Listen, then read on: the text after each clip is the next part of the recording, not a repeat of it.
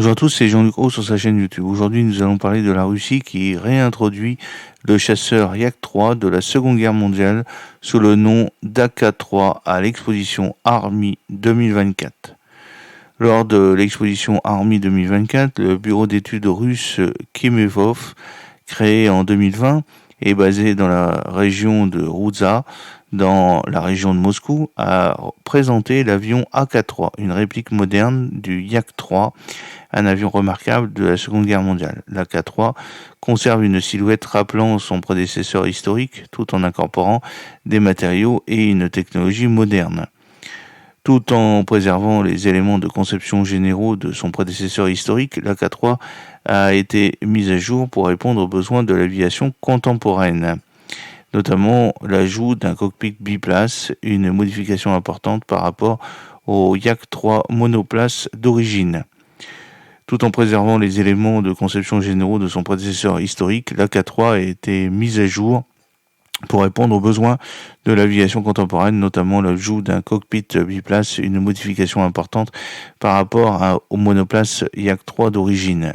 L'AK-3 se distingue particulièrement de son homologue historique par ses caractéristiques de sécurité améliorées. L'avion est équipé d'un système de parachute à grande vitesse, le KS-100, produit par la société russe MVN, qui vise à améliorer la sécurité lors des opérations de vol. Construit à partir de matériaux composites, l'AK-3 intègre une avionique et des instruments de vol modernes dans sa conception, tout en étant doté d'une verrière allongée pour accueillir des commandes doubles.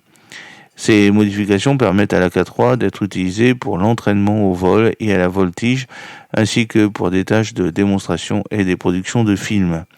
Cette version moderne du Yak-3 est capable d'atteindre une vitesse maximale de 410 km/h avec une vitesse de croisière de 340 km/h. La vitesse de décrochage de l'avion est de 120 km/h et il peut atteindre une vitesse ascensionnelle de 15,5 mètres par seconde.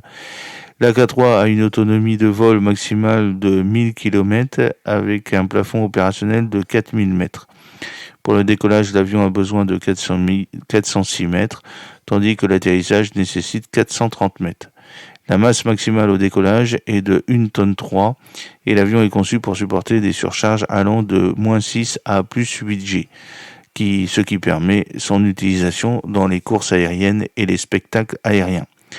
L'AK-3 fait partie d'une initiative plus vaste du bureau de design Kamerov, visant à développer une série de plateformes modernes inspirées des chasseurs soviétiques historiques de la fin des années 30 et 40.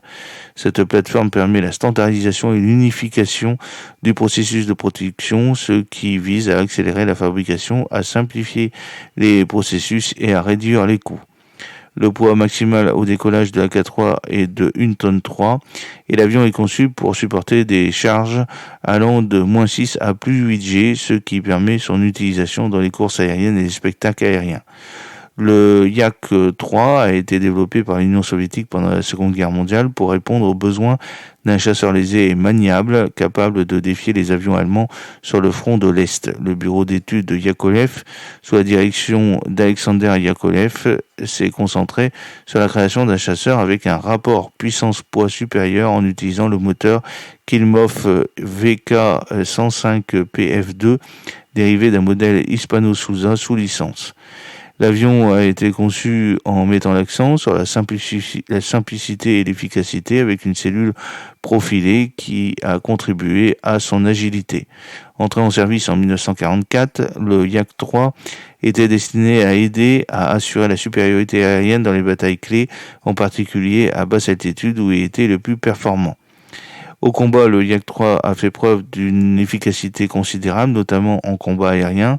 Sa structure légère et son moteur puissant lui ont permis de surpasser de nombreux avions allemands, notamment le FW-190 et le Bf-109, en particulier en dessous de 4000 mètres.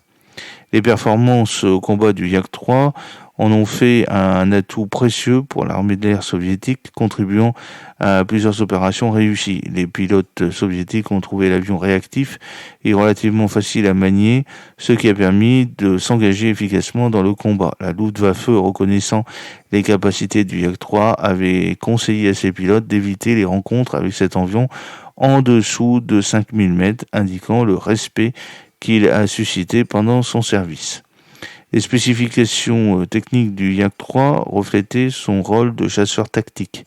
Il était équipé d'un canon SH-VAC de 20 mm et de 2 mitrailleuses Berezin UBS de 12,7 mm, offrant un équilibre entre puissance de feu et précision.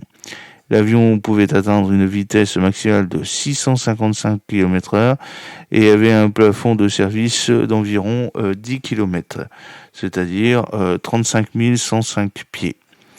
Bien que son rayon d'action soit relativement court, environ 900 km, il était suffisant pour les combats rapprochés dans lesquels il excellait. La construction légère qui facilitait sa manœuvrabilité entraînait également certaines vulnérabilités, comme le délaminage potentiel des surfaces en contreplaqué lors des manœuvres de grande vitesse.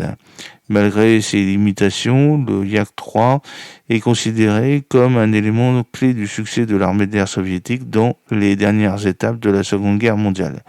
La Luftwaffe, reconnaissant les capacités du Yak 3, aurait conseillé à ses pilotes d'éviter les rencontres avec cet avion en dessous de 5 km, témoignant du respect qu'il suscitait pendant son service.